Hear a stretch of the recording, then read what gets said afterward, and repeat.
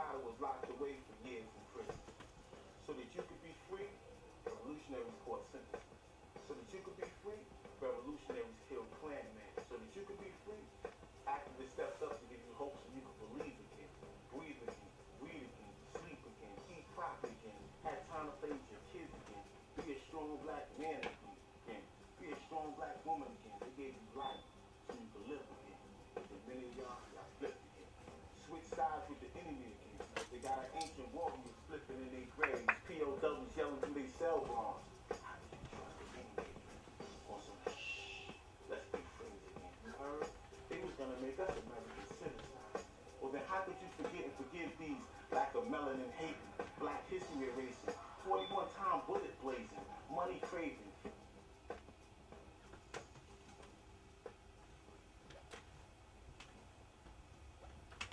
My life was complicated because my father, I never knew my father. My father died when I was like 2 months old, so I was rebellious against my mother for not knowing my father. So I was hard-headed, you know. I did what I was supposed to do, but something else was pulling me, and that was that fast lane. You know, I went to the street because I didn't have no other place to go. After I had dropped out of school, I dropped out of school in the 10th grade.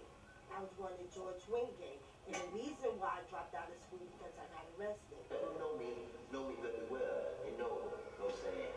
I would listen to my pops and moms. They know how strict my pops was. But as I got older, you know what I'm saying, I feel I was growing up making my own decisions. I would rather listen to my mom than the premier any day, because she cared. They know. Anything I learned to learn the hard way. And that was my choice. It wasn't because my moms couldn't control me. It was just I did what I wanted to do. You know what I mean?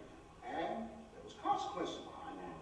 I was born and raised in the church, you know, and my grandmother, grandfather, they was real strict. But they gave us our space, but they also were strict. And I was going to church 3 or 4 times a week, and I don't know what got into me, what made me do the thing. I guess it was drugs or the fast life, and it cost me dearly. My mom was a nurse, you know what I mean? Growing up, I had everything I wanted, you know what I mean? But somehow I got sidetracked, you know, in the hood, peer pressure and all that, drugs and all that, you know what I mean? And basically that's what led me to jail. I was doing drugs, led me to jail, you know what I mean? So I do drugs, I go to jail. So today I don't do drugs, so I have to go to jail. First, my oldest brother, doctor, his name was Ken. They call him Ken. That's my oldest brother. He was not.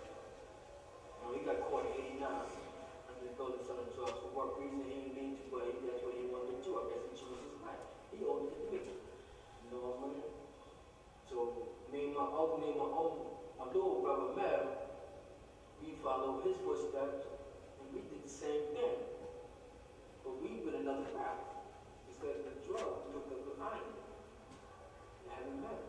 That's what I'm coming. I had problems from the start that I didn't deal with, that my mother didn't deal with, that she was too proud to deal with. Like if I was supposed to be in a special ed class, she was too proud to put me there. So I was in a class where I was always falling behind. So where I got to the point where as I'm gonna fall behind, I'm not learning like the rest of these guys, so I'm gonna take to the streets. I got 3 older brothers than me. You know what I'm saying?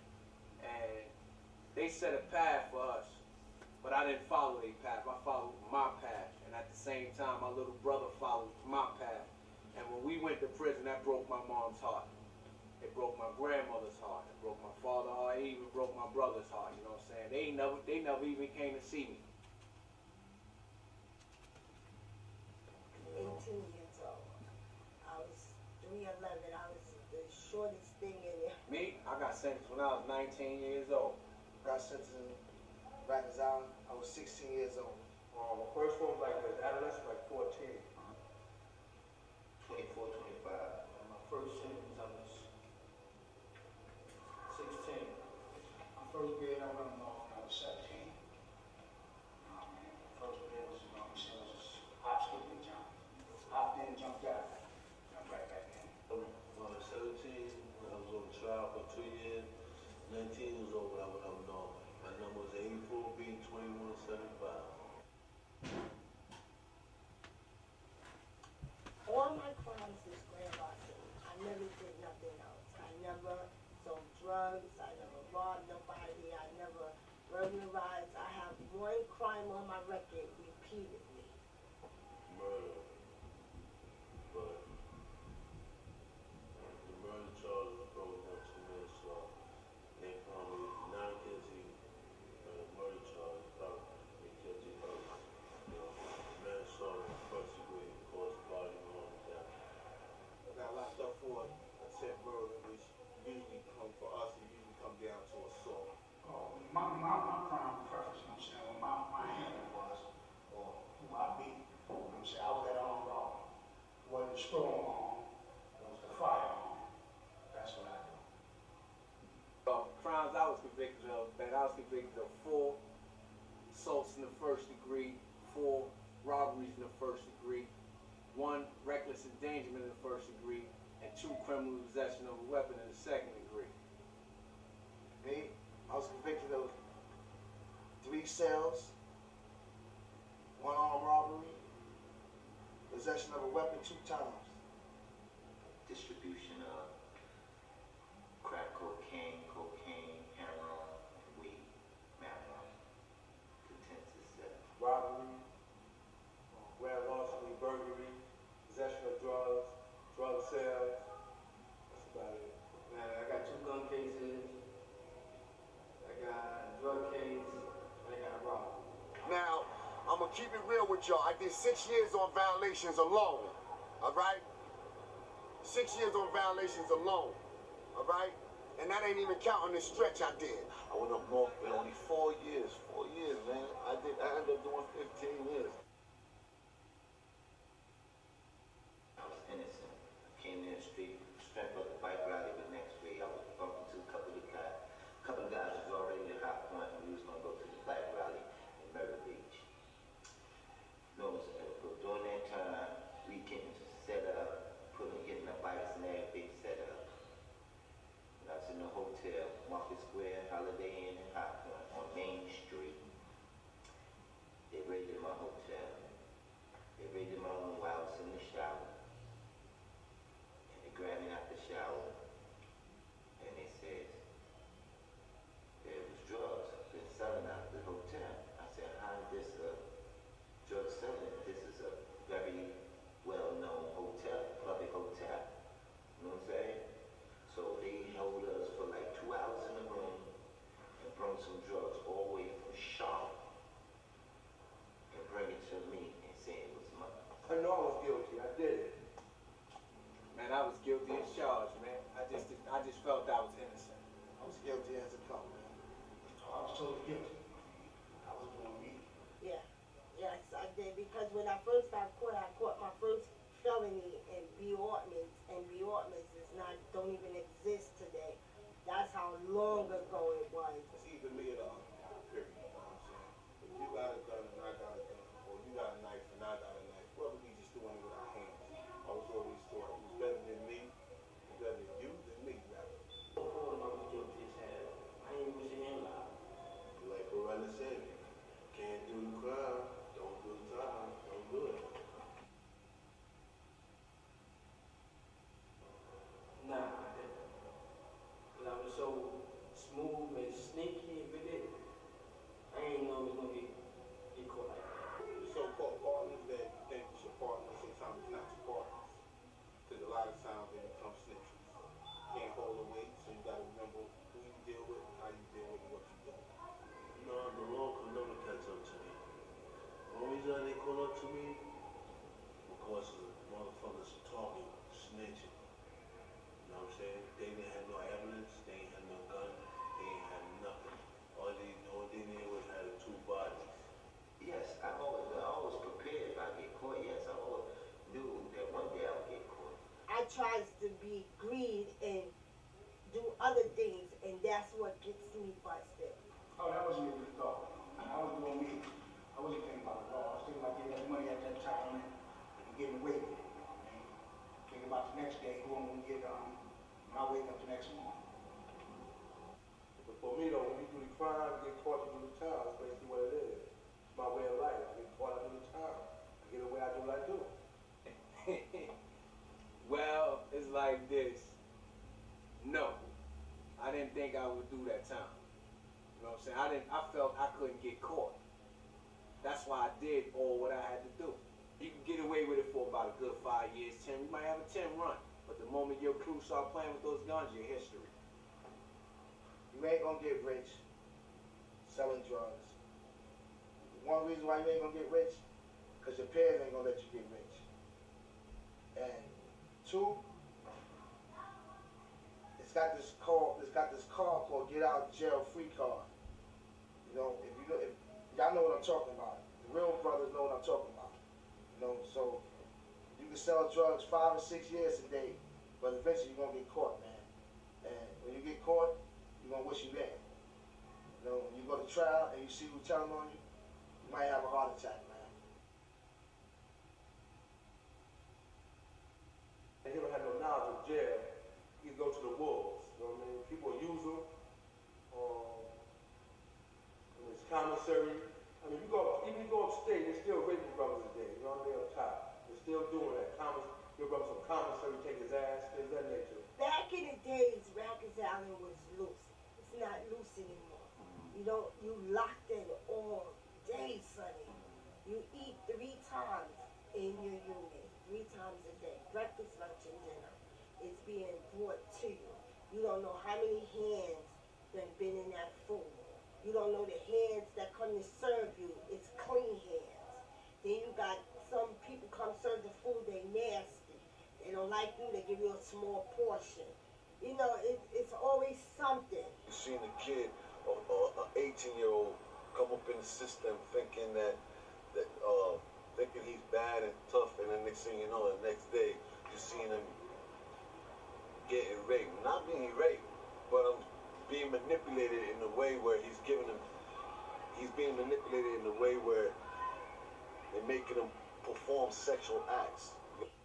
When you come back and forth to the state penitentiary and you go to your board and make it, they envy you. They envy you to the fullest. So you walking on your tippy toes from the CO, but you also have to walk on your toes for the inmates, because they sit around and gossip about you being a repeated offender, coming back and forth to the state penitentiary while they're still there and they never had a chance to leave. And they envy that big time. This is how it's going down in there. Them crackers want to search inside your ass. You understand what I'm saying? When you come off a visit. I ain't never let a nigga search inside my ass in the streets. You understand what I'm saying? But when I got up north, them motherfuckers was looking inside my black eyes. The crack only gonna say one thing one time. And you know which one will get you mad? When he tell you, he giving you a direct order. That used to kill me. Because where I came from, I give the orders. Now I got to take them. You ain't gonna take time of that. And they're gonna keep telling you that. And once they start telling you, they're gonna put their foot in your back. And I bet you gonna either take the foot every time you disobey, or you gonna obey the order. So you're gonna listen to somebody. Young youth going to jail for the first time. Telling you when you gotta go to sleep. They used to hanging out all type of nights. Police telling you when you go to sleep, when to take a shower, when to take a shit, 6 minutes to eat, going on visits, spreading your asshole in front of another man, looking inside your ass, another man looking inside your asshole. You know how that feel? I guess they don't know how I feel, because they ain't never been there. That's why they doing all that shooting and killing and all that. But when they get all that time and get 2 or 3 years in the system, that's when it's gonna break them. When they kill themselves, when they hang up, you know. So basically, man, I think, man, that they gotta. Sometimes a person gotta go through the pain sometimes to change, man. For a kid that is in the system for the first time of his life, if he ain't scared, I don't know. But if he comes through the system, dude pull the